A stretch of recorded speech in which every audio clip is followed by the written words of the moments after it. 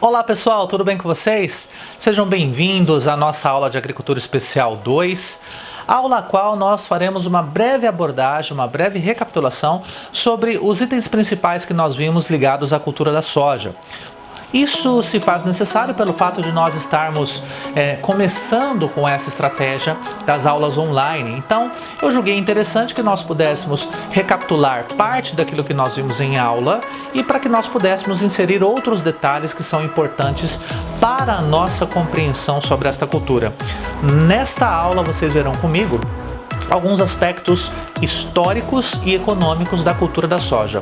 E logo na sequência, nas próximas aulas, nós abordaremos mais as questões técnicas desta que é a cultura mais importante, a commodity mais importante, a que oferta maior liquidez em termos mundiais. Espero que você goste e a partir de agora, vocês somente ouvirão a minha voz trabalhando sobre os slides. Vamos lá então? Espero que você goste bastante. Vamos lá! Olá pessoal, como nós dissemos, a partir de agora então vocês estão ouvindo apenas a minha voz. E também com base neste método que nós estamos utilizando, eu vou demonstrar para vocês os principais tópicos que se encontram nos slides de maneira compassada para lhes permitir as anotações, a compreensão. Fica mais fácil se nós fizermos dessa forma, ok? Então, nós estamos na aula de Agricultura Especial, a temática é a cultura da soja. E para essa primeira aula nós vamos fazer uma breve recordação, recapitulação das temáticas que nós já abordamos em sala. Isto se faz necessário para que nós possamos recuperar alguns itens e já inserir outras questões ligadas principalmente à técnica de condução da cultura da soja, que é o ponto mais importante para quem estuda agronomia, ok? Portanto, nós estamos estudando a cultura da soja. E aqui uma frase inspiradora para vocês relembrarem qual é a importância social e econômica desta cultura. Eis a soja, a riqueza que interiorizou o Brasil. Conforme nós discutimos, a soja, desde seu momento de entrada em nosso território, se estabeleceu como uma cultura com grande potencial.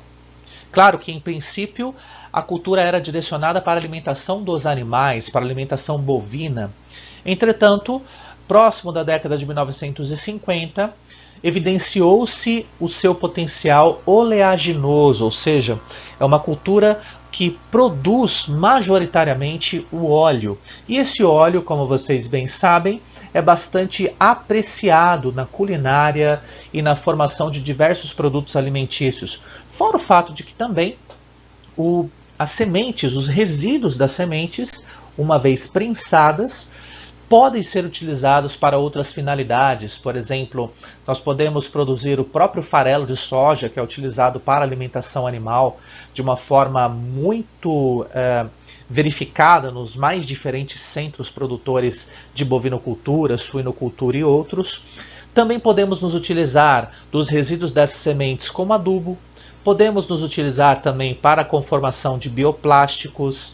Podemos nos utilizar para a composição de colas, látex, lubrificantes de brocas, entre tantos outros produtos que são utilizados em outras cadeias produtivas. E o mais interessante é que, dado este potencial e dada a demanda que a cultura possui, além da liquidez financeira que ela possui, a soja começou a evoluir do Rio Grande do Sul, em princípio, para o estado de Santa Catarina e para o estado do Paraná, muito mais concentrado nas suas regiões oeste e sudoeste, e logo na sequência, décadas de 80 e 90, migrou para as regiões sudeste e centro-oeste. Na atualidade, nós podemos perceber a cultura da soja praticamente em todo o território brasileiro, inclusive beirando a Amazônia, para vocês terem uma ideia. Os estados do Tocantins, Pará, Amazonas, Rondônia, que são estados que já se encontram dentro do bioma Amazônia, eles possuem a cultura da soja. E também, por curiosidade, nós temos soja plantada no estado de Roraima, que está no hemisfério norte do nosso país.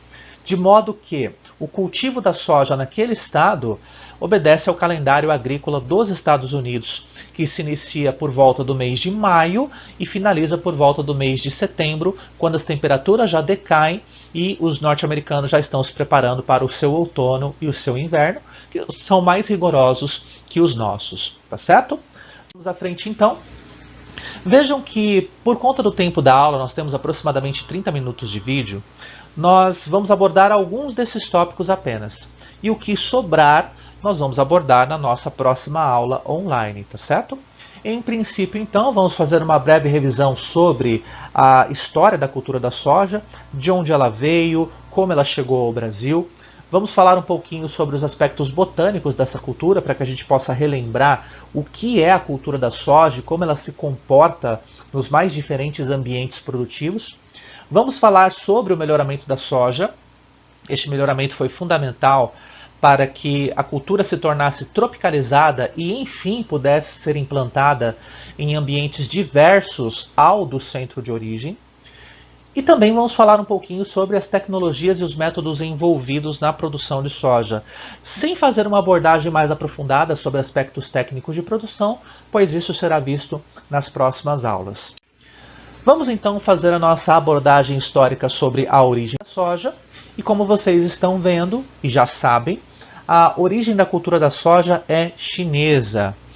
O primeiro profissional botânico que descreveu a cultura da soja foi o Pen Tsao Kong Mu.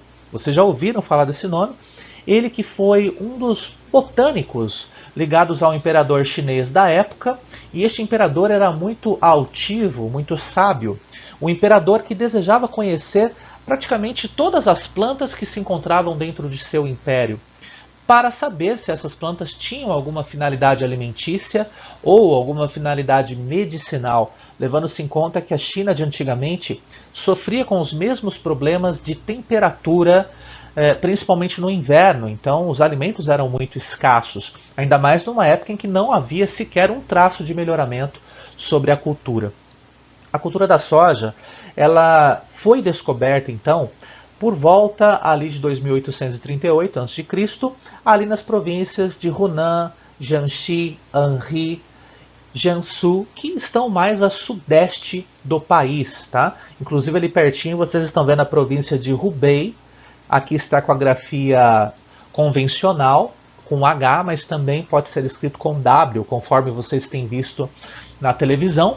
E por curiosidade, a província de Hubei foi o primeiro epicentro do coronavírus. Foi de lá que partiu e hoje, graças a Deus, nós podemos observar que não existe mais registros de casos de contaminação local, apenas casos importados. Significa dizer que as estratégias de controle estão funcionando, tal como funcionarão aqui no Brasil, esperamos em breve, tá? Pois bem, a China ela foi colonizada por uma série de colonizadores europeus, especialmente os portugueses, os espanhóis e também nós temos alguns colonizadores ingleses. Estes colonizadores retiraram algumas das plantas daquele local e levaram para a Europa para plantar em seus jardins botânicos. Plantas de interesse, né? Uma das coisas mais interessantes sobre a cultura da soja na época é que ela era um bom alimento para os animais pastejarem, por ter uma quantidade de proteína bruta nas suas folhas entre 18% até 22%, 23%, o que para alimentação animal realmente é muito bom. Entretanto, todos vocês sabem que o potencial da cultura da soja está mais centrado na sua produção de óleo. As suas sementes são ricas em lipídios. E esse potencial foi descoberto apenas por volta da década de 1950 depois de Cristo, no meio da Revolução Verde, e com a formação de sistemas agroindustriais dedicados à exploração deste óleo. Quando as sementes de soja chegam numa agroindústria, tais sementes são prensadas. Esta prensagem retira o óleo bruto da soja, que passa por um processo de refinamento, produzindo o óleo refinado e produzindo a micela. A micela é um resíduo que pode ser utilizado em outras cadeias produtivas. O bagaço, ou a torta desse processo de prensagem, secado e processado para a formação, por exemplo, do farelo de soja, que é muito utilizado para alimentação animal, mas também pode ser utilizado para outras finalidades.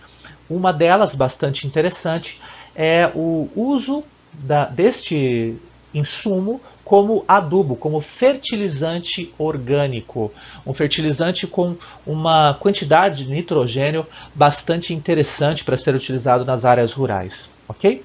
Vamos à frente então. Aqui nós temos as duas imagens demonstradas em sala de aula também. Nós temos a espécie originária que foi encontrada pelo Pentsal Comú, que é chamada Glycine glaberrima, ou Glycine soja também é um outro nome, tá? Essa espécie, como vocês podem observar na imagem, ela tem o hábito mais trepador. Ela possui estruturas vegetais que se enrolam, como se fosse uma corda de viola mesmo, em algumas estruturas que existem no campo. Por exemplo, pode ser um resto de uma planta de uma safra anterior, ou pode ser até um tutor. O mais interessante é que essa planta Glycine soja, ela era uma planta com conformação extremamente aberta, com um ângulo de inserção dos ramos no caule principal também bastante aberto. A planta praticamente se deitava ao solo, uma vez que ela possuía uma altura aproximada entre 2 metros, 2,50 metros, podendo chegar em alguns casos até a 4 metros. Já do lado direito, vocês estão vendo a Glycine max, que é a nossa espécie atual melhorada. O que aconteceu foi que a Glycine max derivou da Glycine soja ou Glycine glaberrima, como queiram, e a partir dessa espécie houve uma mutação. Uma mutação espontânea não deletéria. Só para explicar rapidamente o que seria isso, né? Uma mutação espontânea não deletéria é uma mutação que gera uma característica benéfica para um determinado ser. Nós já falamos sobre isso no curso quando nós abordamos sobre a cultura do feijão. Lembram-se disso? Eu havia falado para vocês sobre a variante do feijão carioca, isso em 1936, no estado de São Paulo. Um pezinho ou alguns pezinhos de feijão que resistiam às temperaturas mais baixas, que resistiam a condições mais hostis de cultivo. E até hoje o feijão carioca é o mais plantado na cultura do feijão. Foi uma mutação espontânea, não deletéria, que gerou uma característica interessante para a cultura.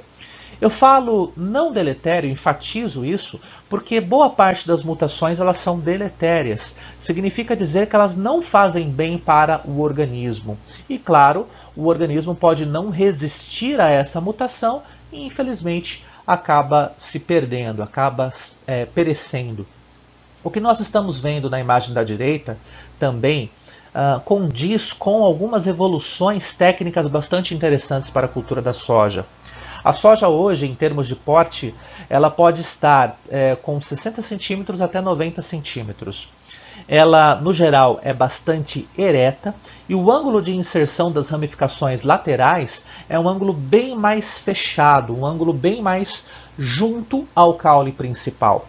Nós temos os nós e a partir dos nós do caule nós temos a inserção das folhas em primeiro princípio, ou dos pecíolos, ou até mesmo das ramificações laterais, mas no geral nós temos gemas axilares que são capazes de produzir estas vagens que vocês estão enxergando. E cada vagem, no geral, tem de 3 a 4 sementes, podendo haver uma variação de 2 até 8, ou de 2 sementes até 8 sementes, com seus respectivos lóculos, né? O aspecto geral da planta de soja faz com que ela seja uma planta pilosa, uma planta que tem esses vários pelos que acabam protegendo a vagem de ataque, principalmente de percevejos. Porém, os percevejos, na sua evolução, também evoluíram seus aparelhos bucais, de modo que hoje nós percebemos o ataque dos percevejos, sim, nas vagens, principalmente a partir do momento em que as vagens começam a sua formação. Por volta ali de R3, R4, é uma fase bastante crítica para os percevejos atacarem e sugarem as reservas que estão sendo duramente acumuladas nestas sementes. Aqui nós temos então o histórico mais detalhado da cultura da soja. É um material produzido pelo Bonetti em 77 e pelo Bonato e Bonato, 1987, e complementado mais recentemente com alguns dados próprios, né? Então nós podemos verificar que o primeiro registro foi exatamente a 2838, no herbário de Pentsahl Kanmu. Aqui está com a grafia de Kanmu, mas podemos também ter o com o, Konmu, tá? Depois disso, nós tivemos a evolução dessa cultura para a Coreia, portanto, para para leste da China e também para o Japão. Em 1739, houve o primeiro plantio experimental na Europa, muito mais pela mão dos portugueses e dos ingleses. E em 1804, a cultura foi migrada para os Estados Unidos, lá no estado da Pensilvânia. Ela foi considerada, em princípio, como uma planta forrageira promissora, por conta daquela questão que eu havia falado a vocês, das proteínas que são relevantes nas folhas, e também ela é uma boa produtora de grãos, foi considerada como uma boa produtora de grãos na época, tá? Nos Estados Unidos, ainda em 1880, ela era cultivada como planta forrageira, e na Áustria, na Universidade de Viena, em 1873, houve a exposição de 19 variedades do Japão e da China, muito mais no sentido de se iniciar um processo de melhoramento genético, tá? A partir desse momento, o que nós podemos observar é uma troca bastante intensa de sementes e de cultivares entre os países. Vocês podem verificar que a partir da Áustria nós tivemos a chegada da soja na Alemanha, na Polônia, Hungria, Suíça e Holanda. Alguns desses países cultivam soja até hoje, mas em áreas bem menores que os principais players de mercado. E no Brasil, especificamente, nós tivemos a introdução pelo Gustavo Dutra, isso lá em 1882. Em 1909, a Estação Experimental de Córdoba, que fica mais a oeste da Argentina, inseriu a cultura da soja também. E podemos dizer que na Argentina nós tivemos um princípio de melhoramento genético mais precoce frente ao Brasil, que teve o melhoramento genético começando por volta ali de 1908 a 1910. Tá? Foi contemporâneo, mas na Argentina evoluiu com mais velocidade em princípio. Em 1921, houve a introdução no Paraguai, e o mais interessante é que em 1928 houve a introdução na Colômbia. Como vocês são grandes conhecedores de geografia, vocês devem imaginar que a Colômbia não é exatamente um dos países mais frios do mundo, pelo contrário, é um país quente. No entanto, a soja ela suporta bem condições de altitudes por volta de 2.000 metros, 2.500 metros, onde as temperaturas são mais amenas. Então, a cultura da soja foi introduzida justamente nesta região andina pertencente à Colômbia, embora a Colômbia seja majoritariamente de clima tropical, até mesmo equatorial. Além disso, aqui nós temos então o material mais relevante ao Brasil, apesar de nós termos a introdução em 1882 pelo Gustavo Dutra, conforme nós já observamos, apenas a partir de 1908 é que nós percebemos um aumento no processo de melhoramento genético da cultura, muito mais pela influência dos japoneses e da sua alimentação. Vocês sabem muito bem, a soja é um produto bastante consumido pelos japoneses, seja pelo miso ou ainda pelo shoyu, que é um fermentado, um produto fermentado da soja, né? Em 1914, nós tivemos, na atual Universidade Federal do Rio Grande do Sul, a inserção da cultura da soja, e a partir dali então nós tivemos um processo de melhoramento no Rio Grande do Sul, quase que em paralelo ao estado de São Paulo, que entre os anos de 1921 e 1926 introduziram a cultura da soja e importaram algumas cultivares dos Estados Unidos que por lá já estavam adaptadas há mais tempo. Em 1931 se iniciou a produção lá na Estação Experimental de Cana-de-Açúcar e Plantas Oleaginosas de Piracicaba, que hoje pertence à ESALC, Escola Superior de Agricultura Luiz de Queiroz. E ainda no Rio Grande do Sul, porém na década de 1940, a soja surge pela primeira vez nas estatísticas oficiais de produção. E em 1945 no estado de São Paulo. Mas uma produção basicamente traço, ou seja, pouco significativa frente a quem estava produzindo na época, que era a Argentina, os Estados Unidos e majoritariamente a China.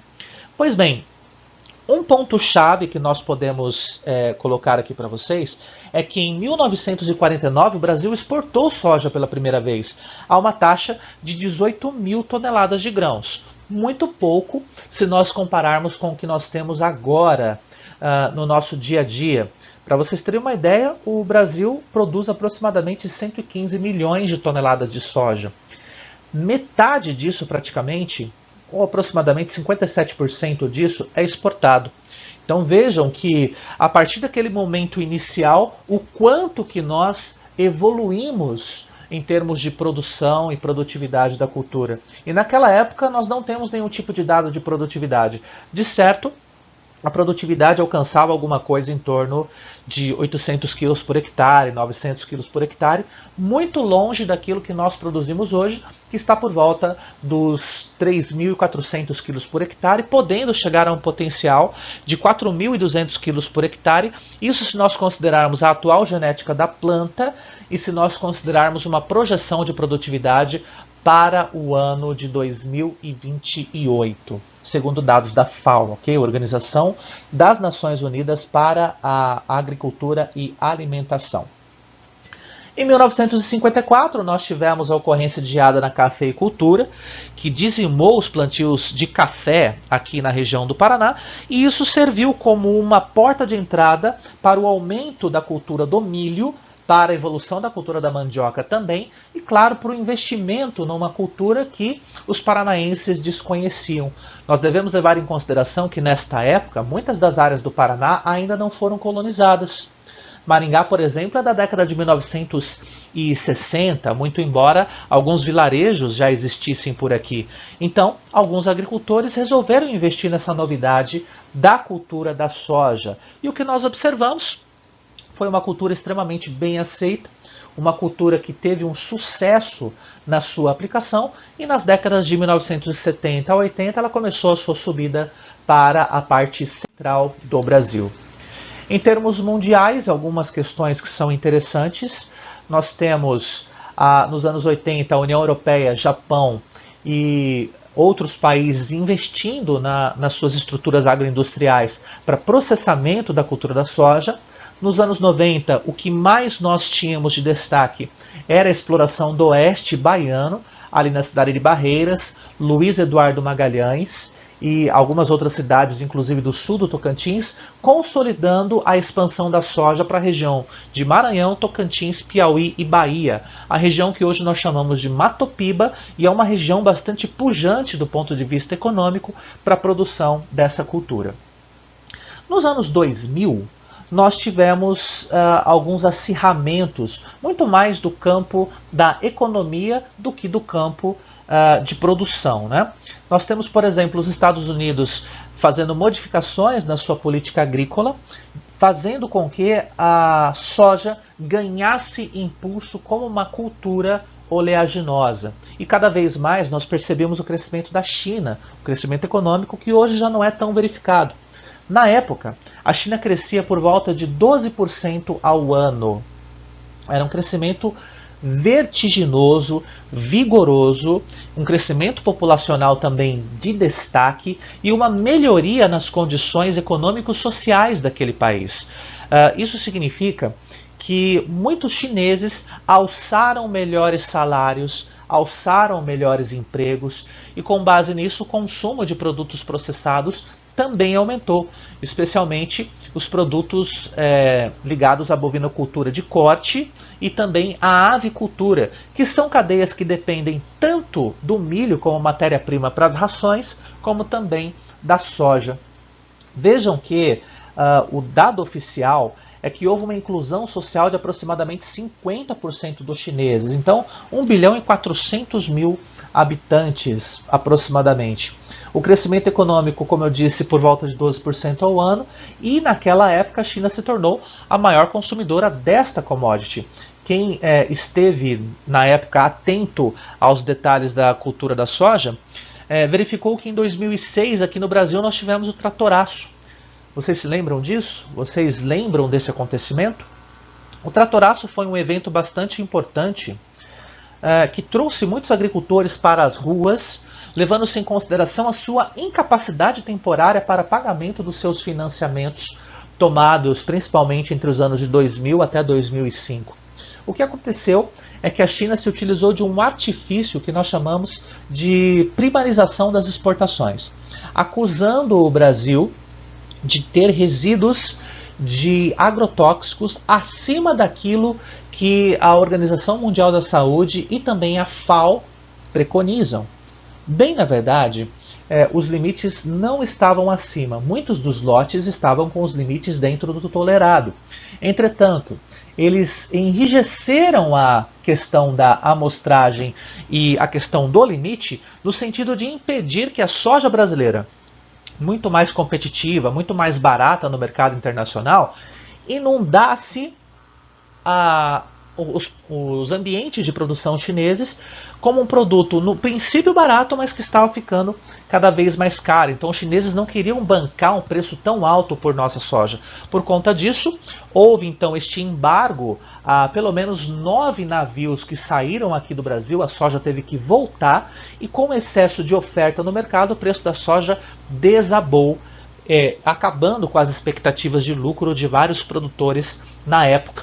Sem o lucro necessário para o pagamento das contas, muitos desses produtores não conseguiram pagar os seus financiamentos e os bancos não aceitavam, pelo menos em 2004 e 2005, o refinanciamento das dívidas. E claro, os agricultores tomaram as ruas em protesto, cobrando do governo Lula à época uma medida de anistia ou de renegociação a juros mais plausíveis, ok? Essa questão de subsídios agrícolas é muito discutida nos dias atuais. As políticas agrícolas, o protecionismo também é muito discutido. E estes são fatores que interferem demasiadamente na comercialização de qualquer commodity, não somente a soja. Fora o fato de que, como vocês percebem, os insumos cada vez mais pertencem a um grupo menor de empresas. São insumos oligopolizados, podemos dizer até cartelizados, e também muito vinculados ao dólar. E numa realidade onde o dólar já ultrapassou a faixa dos R$5, então os custos de produção dos produtores eles sofrem bastante. O custo se acentua demasiadamente, por mais que nós observemos que existe também uma evolução nos preços da cultura da soja, levando-se em consideração não somente a cotação, mas também a projeção das demandas futuras. E aqui, para a gente finalizar a questão do nosso histórico, vamos pular ali para o momento que nós temos. Vejam que nós temos ali no Brasil de 2010 a 2015 uma drástica crise no setor sucro-alcooleiro, e também um crescimento e melhoria do agronegócio da soja. Porém, houve também o agravamento das crises econômicas. O que nós queremos dizer com isso? Havia uma oportunidade muito grande para a soja tomar o lugar da cana-de-açúcar na questão dos biocombustíveis. Entretanto, tecnicamente falando, como nós tivemos um aumento de demanda da soja nos países externos, principalmente China e União Europeia, a soja foi muito mais mandada para o exterior. Tanto é que o Brasil, em alguns desses anos, principalmente 2014, o Brasil ocupou temporariamente a posição de maior exportador dessa cultura. Levando-se isso em conta, não sobrou soja para processamento interno, para transformação em biodiesel. E ao mesmo tempo, a técnica de produção do biodiesel faz com que ainda os resíduos na queima desse combustível sejam gerados de uma maneira muito grande, sujando os motores e prejudicando o funcionamento dos motores a diesel. Por conta disso, nós não podemos dizer que hoje o biodiesel é um dos melhores combustíveis. É muito pelo contrário. É um combustível ruim frente ao etanol. Então, nós perdemos uma oportunidade de fazer com que a soja participasse do mercado de biocombustíveis e, atualmente, a única coisa que nós percebemos é que a soja ela serve como insumo para a alimentação humana, numa taxa de 8 a 10%, e o restante ele é processado agroindustrialmente para obtenção de óleo e para obtenção de rações animais. Então nós não temos muitos caminhos, apesar de nós termos possibilidades, essas possibilidades não se configuram em uso real das mesmas, ou seja, são poucos os produtos que são produzidos a partir da cultura da soja. E isso acaba sendo um problema sério, porque qualquer quebra de demanda, como nós estamos percebendo agora, poderia afetar a produção da soja, reduzindo seus preços e reduzindo a sua liquidez, tá certo? Bom, como nós estamos nos aproximando aqui dos minutos finais da aula, nós vamos deixar os aspectos botânicos da cultura e as técnicas de produção para a nossa segunda aula. Nós vamos postar o vídeo o quanto antes para que vocês possam recuperar conteúdos, tá certo? Nós vamos chegar num determinado ponto que nós vamos conversar sobre as técnicas realmente ligadas à cultura da soja. Técnicas de plantio, técnicas de adubação, técnicas de controle de pragas e doenças, o reconhecimento dessas pragas e doenças, mas isso logicamente nos próximos encontros, tá certo?